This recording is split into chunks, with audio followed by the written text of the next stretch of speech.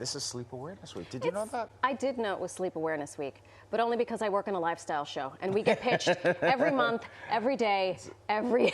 It's like, week. oh my God. But you know what? Those marketers know It's Awareness Week. The marketers know what they're doing because we're tired. We have our very own daylight saving savior, the sleep doctor, Dr. Michael Breus. Always great to see you. Our complaint department is open, and we apologize. Thank you, doctor. Is this a busy time of year for y'all? You get a lot of complaints, get a lot of people. It actually is a busy time of year because so many people get affected by the hour loss because they've already not been sleeping so great to begin with. So I do quite a bit of media around this period of time. I get a lot of questions on the website, trying to help as many folks as we can. Okay. There have been debates since the time before time to end daylight saving time, even from the American Academy of Sleep Medicine. Here we are. Why do we have daylight saving time to begin with? Where do you fall in the debate? So originally this was based because we were an agrarian society where people would go to bed when the sun went down and get up when the sun came up in order to till the fields and do as much as they could. And then that crazy guy, Thomas Edison, invented that thing called the light bulb, and then insomnia was invented, and it all kind of went crazy from there. I'll be honest with you, I think this is an outdated idea, not something that we really need to continue to participate in. I believe there are at least 3 states that don't participate in daylight savings.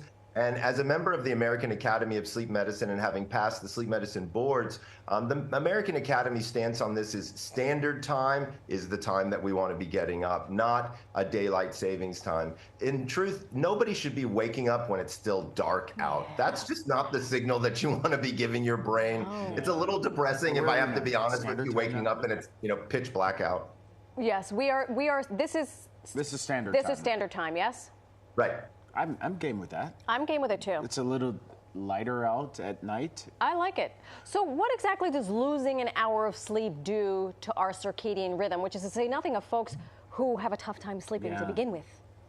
Right. So number one, we have to kind of think about who are the people that are not doing so well. So people with insomnia, people who have a large, what we call sleep debt because of so much sleep deprivation. Those are the people that are going to be affected most. Next comes our children and our seniors. It seems to have a pretty large effect on them as well. But the big thing here is that because most people are already sleep deprived, losing this hour really doesn't turn out to be the best of ideas, unfortunately.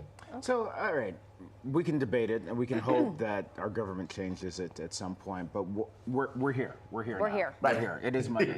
What can we do about the lost hour right now going forward? So one of the big things that a lot of people think about doing, which you should not do, is they have a tendency to over-caffeinate this Monday and Tuesday.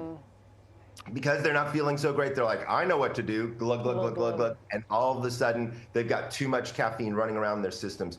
Believe it or not, the best thing that you can be doing right now is to hydrate, not caffeinate. So get that water in. Remember, sleep in and of itself is a dehydrative event. And so when you wake up, your body already needs water. It doesn't necessarily need caffeine. The second thing I would tell people to do, and this is going to seem counterintuitive, is don't go to bed early. So many people say, oh my gosh, I lost an hour on Saturday. I'm going to go to bed early on Monday. What ends up happening when you go to bed not at your kind of normal bedtime is your body's not ready for it. And so it doesn't have a tendency to be able to fall asleep. So you basically lie there looking at the ceiling, kind of getting anxious and angry. Right. Wait, not caffeine tip. Like, does that transcend for any day? Like that you're really, really tired and you try to overcompensate with caffeine?